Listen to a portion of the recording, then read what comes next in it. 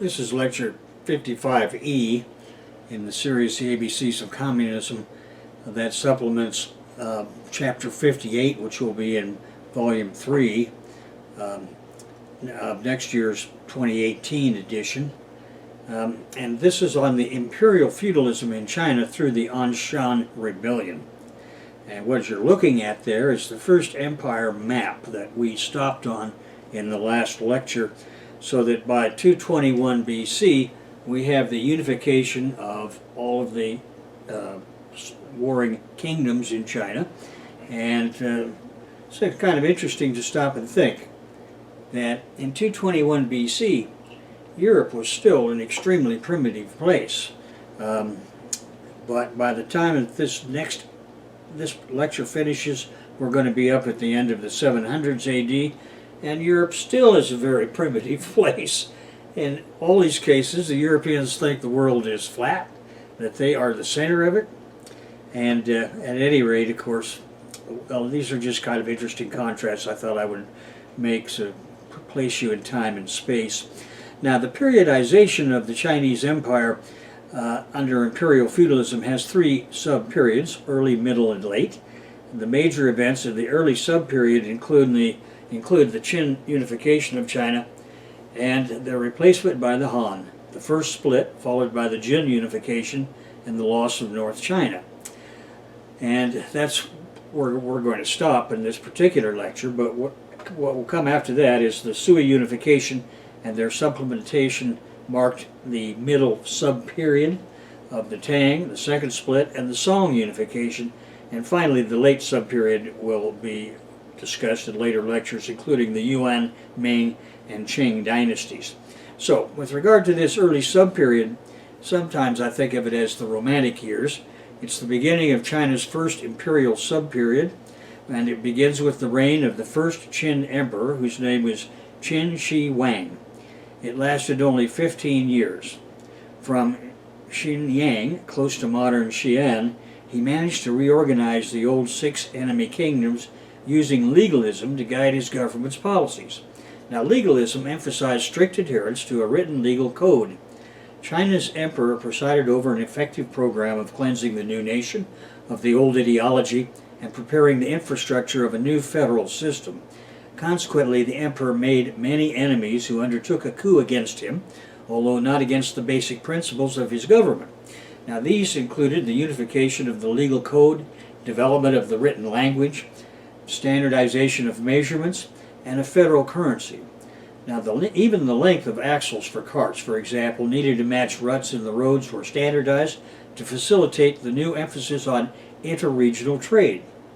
His nation building made the permanence of preventing peasant flight paramount. Thus, the first emperor connected the northern border walls of the many preceding kingdoms, creating the Great Wall of China, and the foot binding of women was sanctified.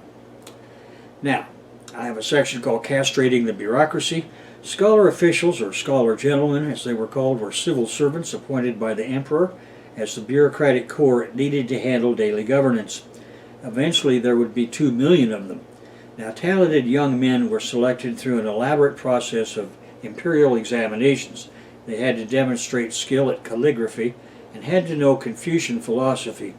However, the emperor and his underbosses knew that all bureaucrats steal.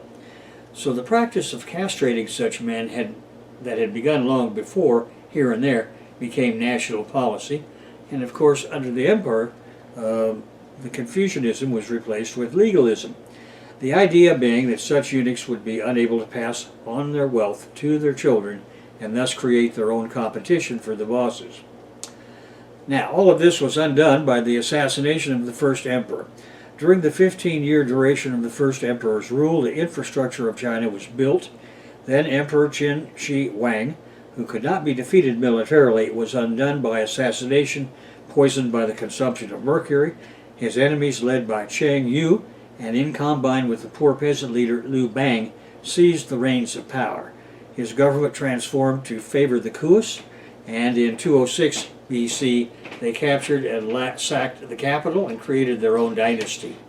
In the empire's subsequent political chaos, Liu Bang won out against fellow rebel leader Cheng Yu. After the fall of the first emperor, Shang Yu, as de facto chief of the rebel forces, had divided the empire into 18 kingdoms.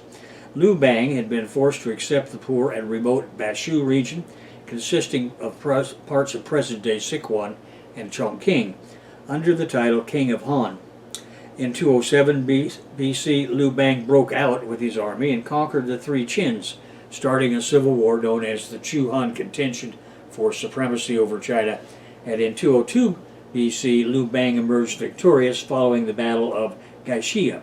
He had most of China under his control and re-established the Han dynasty with himself as China's second emperor. He took the name Emperor Gaosu. During his reign, Liu Bang reduced taxes and corvée labor requirements and suppressed revolts by recalcitrant nobles, and he initiated the policy of Heiqin to maintain peace between China and the Xiongnu after losing the Battle of Baiding in 200 BC. He died in 195 BC and was succeeded by his son Liu Ying. Then we come to the Western dynasty that goes from 226 BC to AD 220 and the second emperor.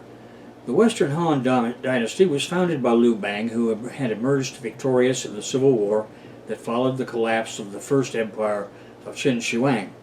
The Han dynasty's long period of stability and prosperity consolidated imperial feudalism of China and its diagnostic castrated central bureaucracy. The system lasted for the better part of the next 2 millennia. Under Han rule, the territory of China was extended to most of its contemporary frontiers, including the far western areas. Art, culture, and science were sponsored and advanced to unprecedented heights. The impact of the Han emperors made the name Han an alternative name for the Chinese people. The original population of the 7 slave kingdoms was now the center of the Han feudal imperium. Thus, this population became the dominant ethnic group in modern China. Han is also commonly used to refer to the Chinese language and written characters. The Han dynasty also saw many mathematical innovations being invented, such as the method of Gaussian elimination, which appeared in the Chinese mathematical text, Chapter 8, Rectangular Arrays of the 9 Chapters on the Mathematical Art. Its use is illustrated in 18 problems with 2 to 5 equations.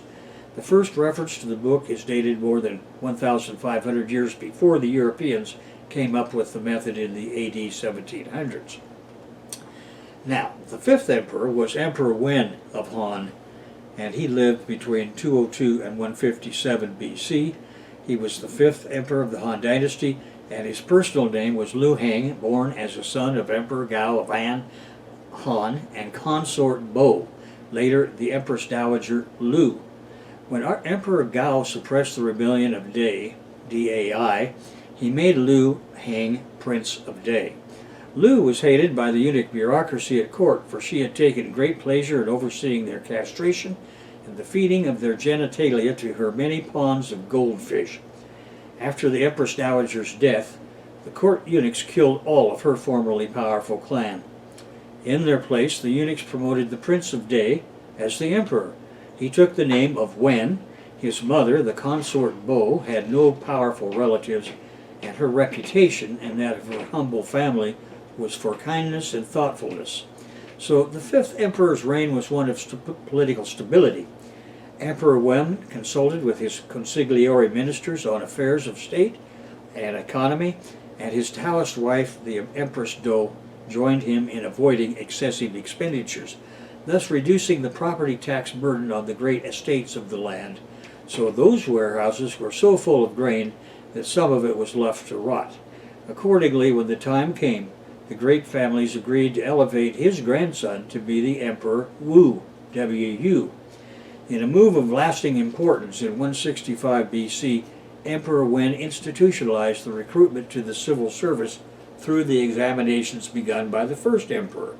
Local officials sent candidate names to the central government based on their abilities, and the ambitious Emperor Wu brought the empire to its zenith. He consolidated his power, emphasizing stability and order in a well-structured society. Imperial universities were established to engineer the development of China. Major military campaigns limited Mongol tribal influence to the north of the Great Wall. The sphere of influence of the Han Empire extended to the Tarim Basin. Then he opened the Silk Road to connect China to the west. We're going to take a look at a map of this pretty soon. Of course, this stimulated bilateral trade and cultural exchange. To the south, various small kingdoms far beyond the Yangtze River Valley were incorporated into the empire, and he also dispatched a series of military campaigns against the Baiyue tribes. The Han annexed Minyue in 135 BC, Nanyue in 111 BC, and Dian in 109 BC. Southward migration, supported by military expeditions, led to the cultural assimilation of the southern China region and brought the empire into contact with kingdoms in Southeast Asia. However, under Emperor Wu, the wealthy ruling landed families evaded taxation while purchasing new lands, and the tax base was reduced to the degree that it strained the government's treasury. The dynasty was briefly interrupted by the usurpation of Wang Mang, who acted at the behest of those estate owners who feared they would be caught in a cleanup operation. Then we have the Shan dynasty that begins at AD 9. The usurper Wang Mang claimed that the mandate of heaven called for the end of the Han dynasty and the rise of his own, and he founded the short-lived New dynasty. Wang Mang knew that the coup he pulled off would have to have a popular base, so he started an extensive program of land and tax reforms that favored the common farmers. This included the outlawing of slavery. He struck against his opponents with land nationalization and redistribution. Of course, the landholding family saw this for what it was, namely whipping up class war against themselves. They fought back, and the instability was a chaos of uprisings and the loss of territories, and this was compounded by mass flooding of the Yellow River when silt buildup caused it to split into two channels and displaced large numbers of farmers. Wang Mang was eventually killed in Weiyang Palace by an enraged peasant mob in AD 23. And this brought about what is called the Eastern Han Restoration. Emperor Guangwu reinstated the original dynasty Wang Ming had overthrown. In this restoration, he was acting on behalf of the landholding and merchant families at Luoyang who were concentrated to the east of Shan. This restoration era is termed the Eastern Han Dynasty. Wang Wu's imperial successors, Ming and Zhang, re-established the pre-Wang Ming frontiers militarily. First to go under were the Mongol horsemen of what they called the Xiongnu Empire. Theirs had been the territory between China and Mongolia. General Ban Cao, who was the imperial colonial secretary, whipped them and furthered his conquests across the Pamirs to the shores of the Caspian Sea. Accordingly, this completed the Silk Road to Europe. With the finalization of the Silk Road, China engaged in increased trade with not only Europe, but also Persia and Arabia. The first of several Roman embassies to China are recorded in Chinese sources. These emissaries came by the sea route in AD 166, and a second Vatican ambassadorial venture arrived in Beijing in AD 284. Now, this streaming Netflix series Marco Polo is about these adventures and well worth your watching. The Eastern Han restored dynasty witnessed the explosion of science and technology in ancient China, and this included the invention of papermaking by Kai Lun and the mathematical contributions of the famous polymath Zhang He, and eventually Buddhism would arrive in China on the Silk Road. Now we come to the period of the Three Kingdoms, AD 220 to 280. During the AD 100s, the restored empire witnessed ruling family warfare, resulting in changes in land ownership, internecine invasions, and feuding. Competing consort clans and eunuch bureaucracy and military factions dominated the action.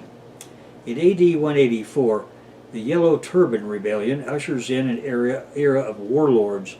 In the ensuing turmoil, the three states tried to gain predominance in the period of the Three Kingdoms. Worth reading are English translations of The Romance of the Three Kingdoms. Anyway, in AD 208, Cao reunified the north. Then in AD 220, Cao's son proclaimed the Wei dynasty, W-E-I. Wu's rivals were Shu and Wu, and they proclaimed their independence, leading China into the Three Kingdoms period. This period witnessed once again the decreasing power of the central government. Of course, there was a corresponding increase in the power of great families over their lands and the attached laborers. In AD 265, the Jin dynasty overthrew the Wu. In AD 280, the Jin re-established central government power, but they were short-lived. The Jin era lasted AD 265 to 420. Internecine fighting among princes brought the central government to its knees, and it lost control of northern China. The knockout blow this time was delivered when non-Han Chinese settlers rebelled, and their forces captured Luoyang and Chang'an. During the period of the 16 Kingdoms, warfare ravaged the north and prompted large-scale Han Chinese migration south to the Yangtze Basin and the Delta. In AD 317, a Nanjing Jin prince became emperor. His dynasty became the Eastern Jin. It held the lands and laboring families of southern China for another century. Meanwhile, northern China fragmented into independent kingdoms. Rulers of the Xiongnu, Shanbei, Jie, Di, and Qiang rulers had seized the opportunity created by the vacuum existing since the exit of the central government to the south. These non-Han peoples were ancestors of the Turks, the Mongols, and the Tibetans. As always, originally, socioculturally different peoples had been Sinicized, that is, S-I-N-I-C-I-Z-E-D, meaning Chineseized, long before their leaders discovered that the Chinese way to riches was far superior to their own, meaning the dictatorship over masses of farming families held in one or another kind of servitude by armed force, and an irrigation-based agricultural economy managed by castrated bureaucrats was far superior to the economic mode that they had known. By the time these northern rulers ascended to power, they were just the most recent gang of exploiters to replace the original regime. The Chang and the Xiongnu had already been allowed to live in the frontier regions within the Great Wall since late Imperial times. Now, during the Middle Subperiod, the northern and southern dynasties AD 420 to 589. By AD 420, China entered a period known as the Northern and Southern Dynasties. The ruling serfocrat families ran parallel governments in the northern and southern halves of the country. I believe that, to the best of my knowledge, this term slavocrat was invented by Philip Foner in his series on U.S. labor history, and I have taken the liberty of inventing the term serfocrat to differentiate the difference between the slave-owning masters and the serf-owning masters, which is important now in Chinese history. In the south, the eastern Jin gave way to the Lusong, southern Shi, Lang, and finally Chen. Each of these southern dynasties were led by the imperial government's ruling families, which now had moved their capital city from Beijing to Jiankang, modern Nanjing.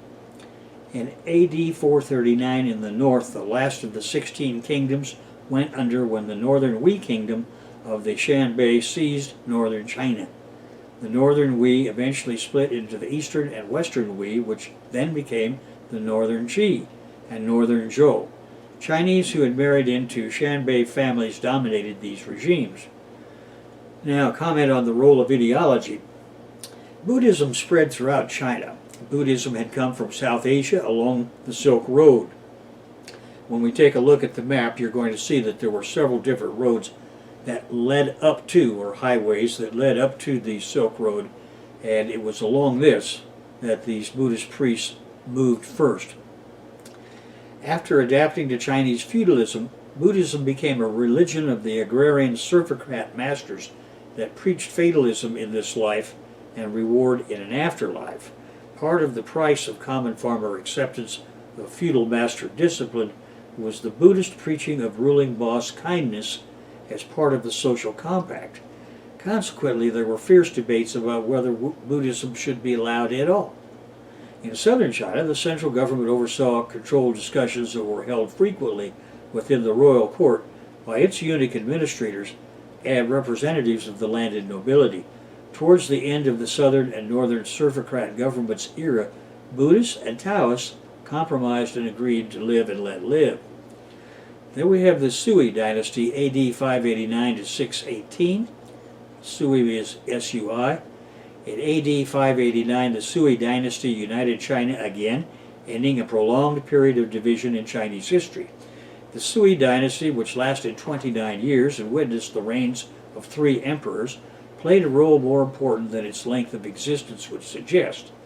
The Sui reunited China together again under the leadership of Emperor Wen of Sui and set up many pillar institutions adopted by their successors, the Tang.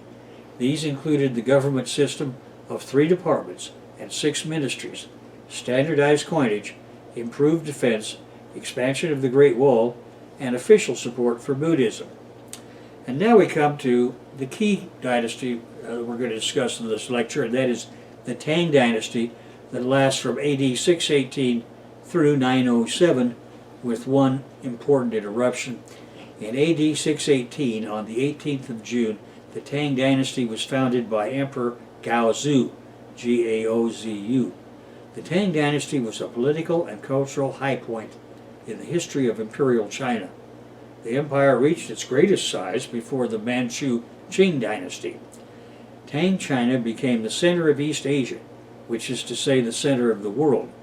Under the Tang, there was unification of religion, written script, and Asia's economic and political institutions. Tang writers produced some of the finest poetry in the great lyric tradition of China. Chang'an, which is modern Xi'an, was the national capital and the largest city in the world.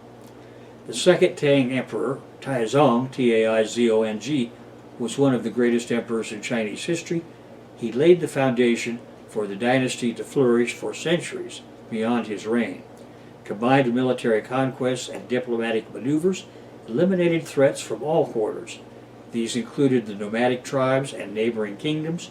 All were forced to submit to tributary dependency. The army kept the Silk Road open, cleaning out the Tarim Basin, again connecting the capital of Chang'an, or Xi'an, to Central Asia and the Far West. In the south, the first maritime Silk Road was created as a belt of lucrative maritime trade routes. The second maritime Silk Road is being created today under the administration of Communist Party chief Xi Jinping. And now we're going to switch to the Silk Road map. This first belt began from Chinese port cities, especially Guangzhou. There was extensive trade with distant foreign countries, and many foreign merchants settled in China, encouraging a cosmopolitan culture. The Tang culture and social systems were observed and imitated by neighboring countries, most importantly Japan, Korea, and Indochina's kingdoms. They saw and they learned. Internally, the Grand Canal linked the political heartland, which we have been looking at, around the capital at Chang'an, or Xi'an, to the agricultural and economic regions of the rest of the empire, which is to say the rest of China. The Tang imperial country was organized as 3 departments and 6 ministries to separately draft, review, and implement policies. These departments were run by royal family members as well as scholar eunuch officials who were selected by imperial examination. And as we have seen, their selection then led to castration. I guess that's an older form of throwing your hat in the air after graduation. This core of eunuch scholar bureaucrats underlay everything as a strong centralized bureaucracy. The Tang Imperium institutionalized land ownership by the emperor alone. Then an equal field system, as it was called, granted land to people according to household size. Common male grantees paid for their grant by accepting conscription for fixed-term military service. This military land grant was the Fu-Bing system, F-U-B-I-N-G. Now, Tang agrarian policies stimulated a rapid growth in productivity and a significant army, an army that was not a great burden on the state treasury. In time, the nobility on the land found ways of getting land into their very private hands. Simultaneously, the government came to rely increasingly on professional standing armies rather than conscription. At any rate, the dynasty continued to flourish under the rule of Empress Wu Zetian. She was the only female emperor in Chinese history, although consorts had played the role before many times. Under Empress Wu, China reached its imperial zenith. She was followed by Emperor Shan who oversaw an empire that stretched from the Pacific to the Aral Sea, with at least 50 million people. And now we come to a critical turning point, the An-Lushan Rebellion. That is A-N-L-U-S-H-A-N. The AD 755 to 763 An-Lushan Rebellion was a great turning point that devastated the imperial epic. China witnessed the population reduced and a drastically weakened central imperial government. Out of the ashes, upon suppression of the rebellion, regional military governors called Jiedushi emerged as warlords. The central government's loss of revenue from land taxes left it reliant on its salt monopoly. Formerly submissive neighboring states raided the empire. Vast border territories were irreversibly lost for centuries. Nevertheless, the foundations of Chinese agrarian agriculture were sound and better than any alternative from a rich family standpoint. So civil society recovered and thrived, if amidst a weakened imperial bureaucracy. In 2012, a scholar named Lee Chamney wrote a master's thesis at the University of Alberta entitled The An-Lushan Rebellion and Rejection of the Other in Tang, China, 618 to 763. This gentleman has done an excellent job of presenting the history of analysis of that event. Furthermore, any data one wishes to acquire regarding the blow-by-blow events preceding the rebellion, and those within it as well as immediately in its aftermath, are equally well presented. His considerable explanation of the role of ethnicity and religious differences at the time is important because he sorts out the mess left by generations of historians who focused on the wrong thing, at least from our Marxist perspective, the wrong thing. For our purposes, we need to examine the plethora of sources and the vast archive of data now available in Chinese, English, and French with regard to the class forces at work. In other words, as this is a Marxist analysis, it is class analysis that must take the lead. The years before the rebellion were fraught with disastrous frontier wars and constant threats of rebellion. The decade before the rebellion saw 3 catastrophic defeats of Tang frontier armies, culminating in the defeat of the Battle of Talas, T-A-L-A-S, in AD 751. That event ended Chinese rule in Central Asia for a millennium.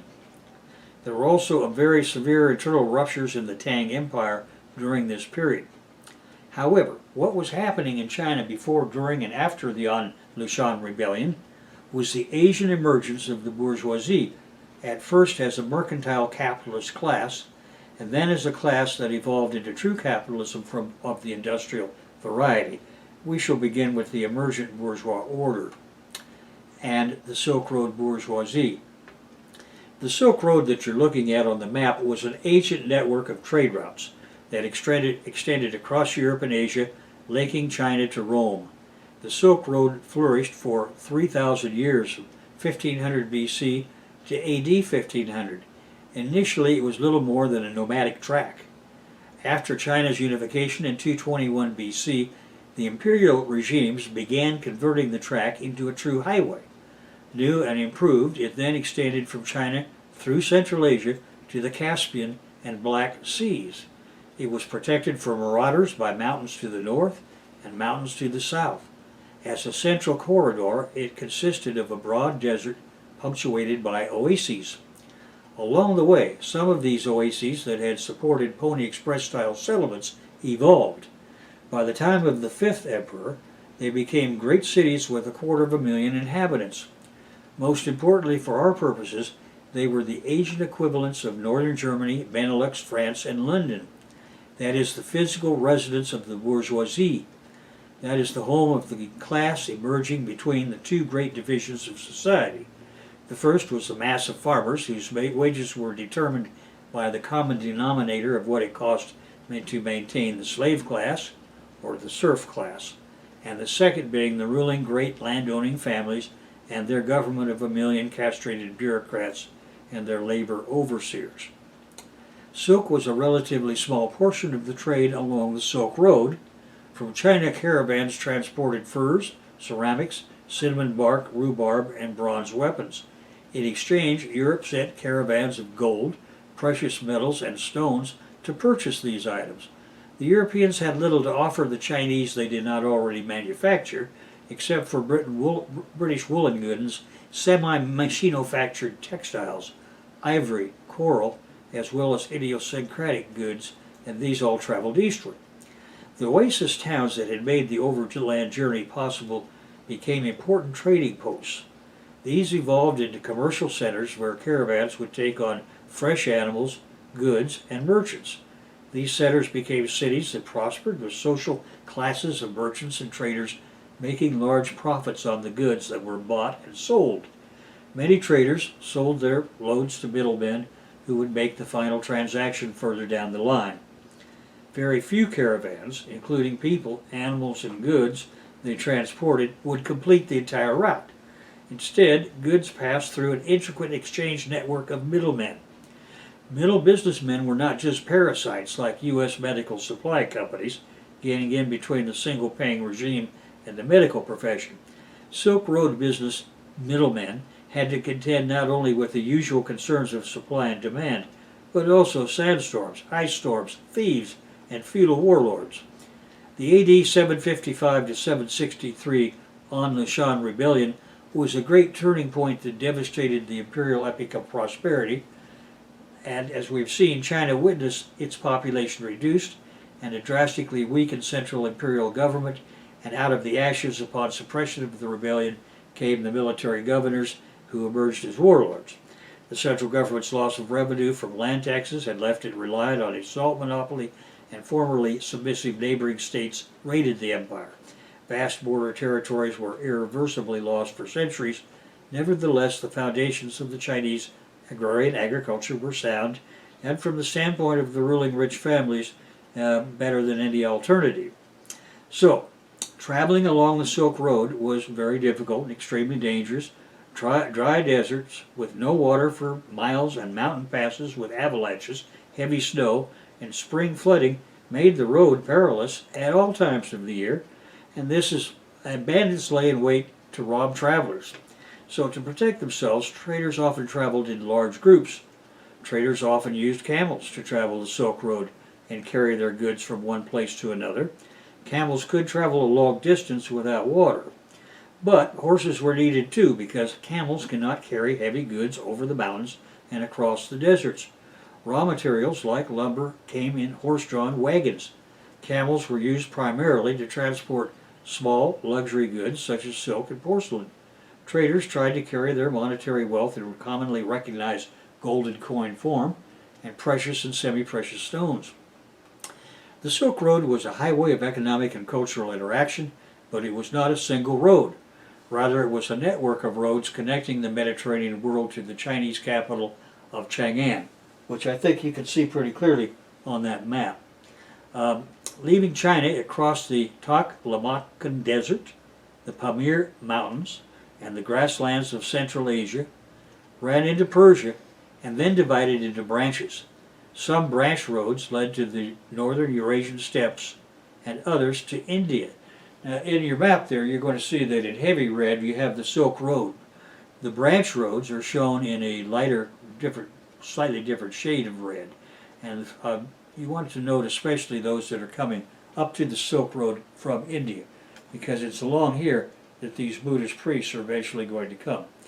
In totality, the Silk Road was 5,000 miles long. It linked up some of the great civilizations of the ancient world. Empires like those of India, China, Rome, and Persia maintained contact in this way for 1,000 years. And for over a millennium, technology, art, culture, religion, and philosophy were transmitted along these Silk Road routes.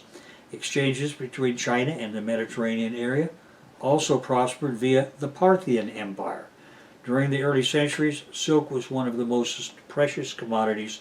The Romans were fond of Chinese silk, transported them to them via the Parthians. Glasses and grapes went east, and it was through this route that China's greatest inventions like Chinese silk, paper making, printing, gunpowder, the compass, windmills, and porcelain were transported to the West. They went west either directly or through the Islamic countries ever since the AD 700s, and it was through this route that Buddhism came to China. And Buddhism had profoundly influenced the pattern of economic activities, especially the silk economy. China had been exporting silk since unification in 221 BC. By AD 400, the international silk market had become competitive because India, Byzantium, and Sassanid Persia all had their own silk industries. Both the old and new silk capitalists exported and imported silk fabrics. Though silk was produced in their countries, high-quality polychrome silk flowed between countries to satisfy the demand for foreign exotic goods. Love for variety is thus no new concept in trade theory. There were trades between countries exporting and importing the same type of commodities since the Silk Route era had begun. Silk did not have an intrinsic value. Its value derived from the intensive labor and technology involved in its production. Thus, its demand and price varied in different times or in different historical contexts. Simple tabby silks were produced in households and were often used for paying taxes to the government in Han China by common farmers. However, government controlled the production and distribution of high-quality silk in the earlier period for their own use and for diplomatic purposes. At the other end of the silk trade, during the 1st century AD, the Romans were familiar with the silk fabric, though they were not capable of silk production at that time. Now, with regard to Buddhism and silk, silk was transported to Rome via Central Asia. The westward flow of silk stimulated a backflow of diverse commodities from the Mediterranean region to the East Asia. Indian traders, under the rule of the Kusanas, obtained Chinese silk along with other important goods and indigenous commodities on secondary highways that you can see on your map running to the south. Urbanization flourished in northwest India due to the Silk Road facilitation of a rise in Eurasian trade. During the first few centuries, Mahayana Buddhism developed there. These priests stressed the importance of worship and donation for a better present life and the assurance of no rebirth. Buddhist priests required parishioners to offer tithes of silk. This moved the demand for silk into a made market and thus helped in the releasing of silk to the masses. Silk was the thread of economic and cultural interaction. Internationalization of trade took place in several regions of Eurasia from the AD 600s through the AD 1100s, and silk was the commonality, as petroleum has been in the capitalist stage. China reached its cultural zenith under the Tang dynasty, AD 618 to 907. India experienced the prosperous, short-lived empire of King Harsha, AD 606 to 647, who patronized the prestigious Chinese Buddhist pilgrim Shan, thus strengthening the cultural exchanges between the two civilizations. And Shan, or Shanzang, is sometimes spelled in China, traveled along the northern road of the Silk Route. Many bustling cities of over 200,000 people inhabited these towns and arose, creating independent oasis city-states on the edge of the Taklamakan Desert along the Silk Road. Living in the Silk Road cities were foreign merchants and monks who came from India, Central Asia, and the West, and among them were many merchants and bankers from cities around the Mediterranean. These ranged from Christian Byzantium or Constantinople's empire to the Islamic Empire. The latter by this time included Mesopotamia, Egypt, and Persia. Thus by AD 650 a new political, religious, economic, and cultural domain had been created between China and Europe, Africa, South and Southwest Asia. In all of these regions west of China, the sale of silk persisted as a main commodity justifying the existence of the Silk Road. However, the form and nature of the transaction changed regionally. Silk was strictly restricted luxury items in both Byzantium and China, the two major producers of silk during the AD 600s. Governments monopolized its production, distribution, and consumption patterns. In Europe and adjacent Asia by the AD 900s, expensive silks were available in many markets. Now we come to the foreign bourgeois penetration of China. Wherever and whenever the bourgeoisie as a class emerges, it has power. The secret of its power is money.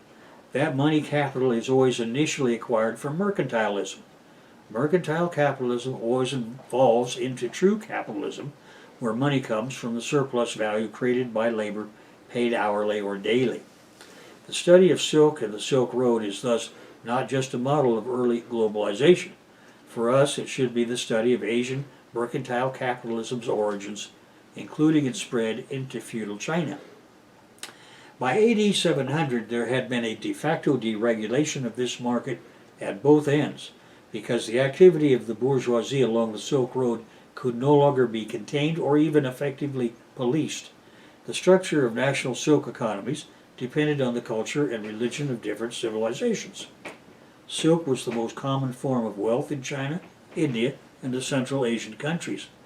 The Buddhist priests were the advance guard of the bourgeoisie in this regard because their version of the philosophy encouraged individual initiative in business as well as in other forms of daily life. Thus there was a close connection between the Silk Road and the spread of Buddhism, both being part and parcel of establishing a free market for silk.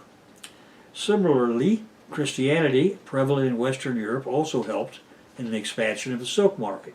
Churches stored silks in their treasuries as a form of wealth, and the devotees were encouraged to donate silk to churches. Christians decorated their cathedrals and covered the tombs and relics of their saints with silk in their concern to get a better afterlife.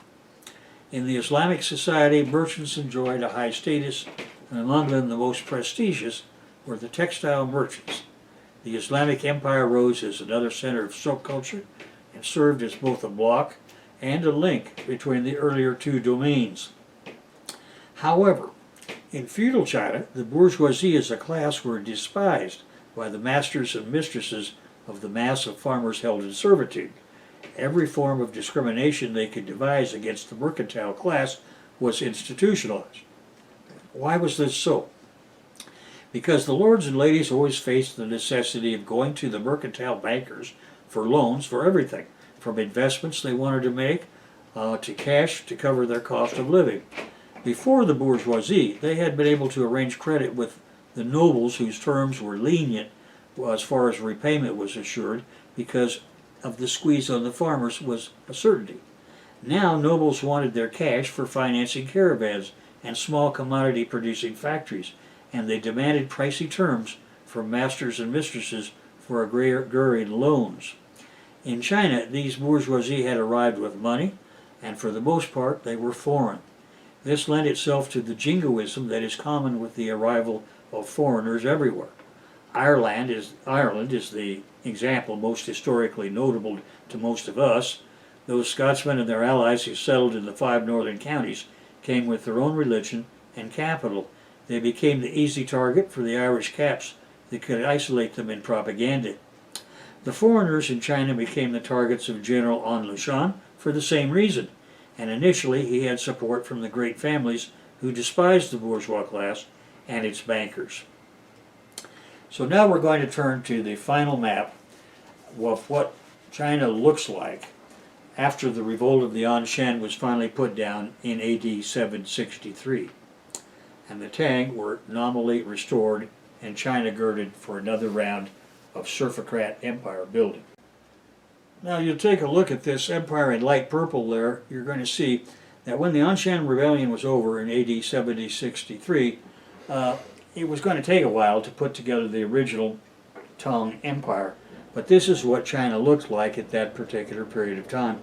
And it's worth thinking about where our ancestors were in 763. They still had not the slightest idea of the existence of the Western Hemisphere. The great admiral himself, Christopher Columbus, never did figure out where he was. Spent the rest of his life thinking that he was somewhere in the West Indies. In the East Indies. And that's how the West Indies got its name. Or in Japan. As I said, he never did figure that out. For that reason, when Cortez arrived in Hispaniola, They were, and then he went to Cuba. They were still looking at that part of the world that what they knew about, that had been discovered by the great admiral, as probably part of Japan or China. Now, of course, that all changed, but not until they had conquered Mexico, and that's a story that we have already reviewed in other lectures, and I won't go through today.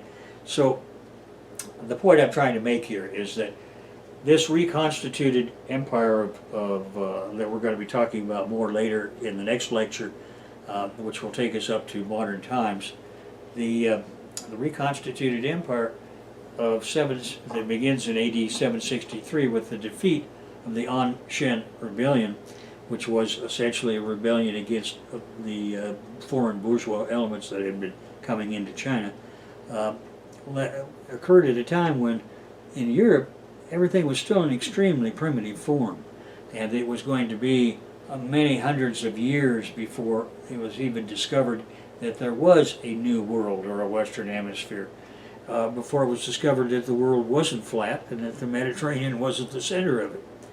But at any rate, so this kind of places you in time and space, and that concludes today's lecture, which is 55E.